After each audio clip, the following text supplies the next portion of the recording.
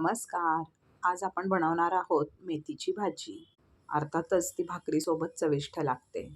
मेथीची भाजी निवडताना मी हे बघते की मेथीची जी पानं असतात त्याच्या कडेंना जर लालसर रंग असेल तर ती मेथी फारशी कडू नसते आणि त्याला एक सुगंधही छान असतो. तर आता मेथीची भाजी आणलेली आहे, ती निवडून स्वच्छ धुवून घेतली आहे आणि त्यानंतर कापून घेतलेली आहे. आता त्यासाठी लागणारं बाकीचं साहित्य आहे मिरची, लसूण, एक चमचाभर भिजवलेला मसूर डाळ, तेल आणि मीठ.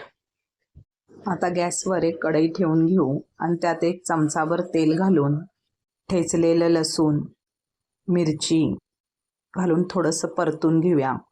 लसूण लालसर झालं की त्याच्यामध्ये भाजी घालून घेऊया. मग त्याच्यावर भिजवलेली मसूर डाळ आणि मीठ घालून भाजी चांगली परतून घ्यावी. आता अगदी एखाद मिनिटभरात भाजी तयार. आणि अशी झटपट, सोपी आणि चविष्ट मेथीची भाजी भाकरीसोबत खाण्यासाठी तयार आहे. संपूर्ण व्हिडिओ पाहिल्याबद्दल खूप खूप धन्यवाद.